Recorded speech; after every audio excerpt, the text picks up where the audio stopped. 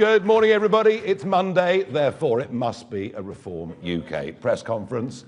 I do hear rumours that one or two members of the press don't even bother to take their passes off now. So many conferences do we do. Before the main event today, a couple of quick comments. I am quite a good friend of Reza Pahlavi. Quite what the final settlement would be in Iran if this revolution succeeds, I don't know, but I do believe him to be a positive and helpful influence.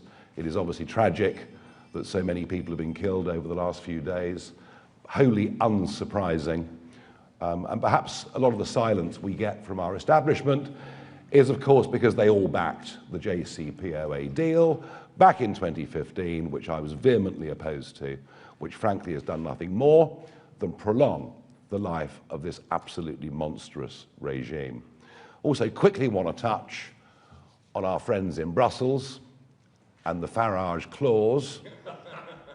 You would have to be a prime minister that had no feeling, no understanding of something called the national interest to sign up to something for which we could be punished if a subsequent elected government took a different view. But then, given what this prime minister has done on the Chagos Islands and much else, I don't think national interest really comes into his vocabulary. Far more worried about what globalist institutions may think of him. Now, today we are announcing a very senior political figure and business figure who is joining our team. I know that the sketch writers will go on saying that we're a one-man band. It doesn't matter how many women we get elected. It doesn't matter how many senior figures from all walks of life join us. For some reason, the one-man band narrative seems to have stuck, but it's nonsense, I promise you. So before I introduce our guest for today, our new defector today, I'm going to show you a short video about who he is.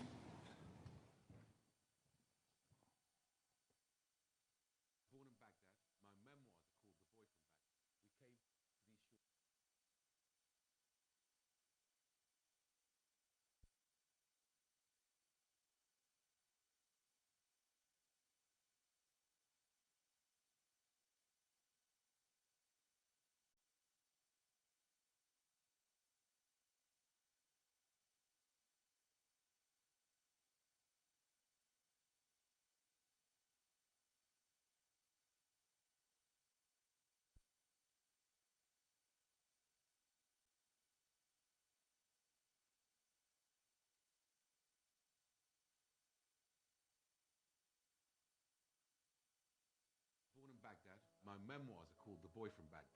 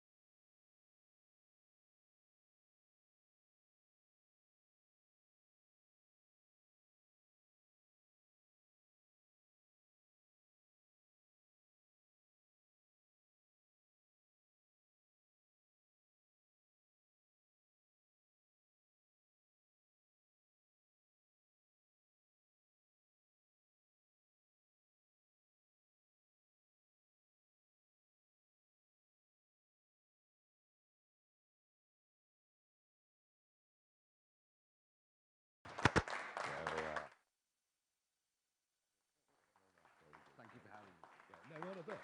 Lovely room, wasn't it? Go for it. Good morning, everyone. I'm here today to tell you all, and of course the British people, that Britain needs reform.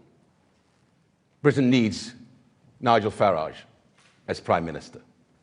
I know this may come as a surprise to my old party and to many Westminster watchers, but it really shouldn't. And it certainly won't come as a shock to the tens of millions of hard-working, patriotic, decent people up and down our wonderful United Kingdom, from the Highlands of Scotland to the bottom of Cornwall, from rural Wales to the beating heart of London. We can all see that our beautiful, ancient, kind, magical island story has reached a dark and dangerous chapter. Things may feel like they're ticking along just fine within a few square miles of where we stand today. But in so much of the rest of the country, the sickness is no surprise to anyone. To anyone trying to get a doctor's appointment, to anyone who wants to express an opinion, whether on X or even just down the pub, to anyone who wants their children to be taught facts, not harmful fictions at school, to anyone just trying to earn a living and not get crushed into the dirt by ever-growing taxes. Even if you don't yet realize that Britain needs reform, you know in your heart of hearts that our wonderful country is sick. How many of you at home have thought to yourselves that nothing works today? I know I have, and I have it a damn sight easier than most people. That is why I'm standing here today as the newest member of Reform UK. I could very easily spend the rest of my life back in business, which I've been enjoying since leaving Parliament 18 months ago. Many will know that I have done some, from the beginning of the most difficult period in government, that I've gone from being probably the most popular politician because of the vaccine program in the country, with many in this room writing lovely things about me, to someone who had the same journalist camped outside their house and write some very painful things. And I expect there will be some who want to obviously go over those issues when I sit down. And of course, I have always supported the right of a free press. But my point is that I could choose a quiet, comfortable retirement out of the headlines, chairing one of Britain's biggest online retailers, helping out the Adam Smith Institute, and of course investing heavily both here in the UK and internationally.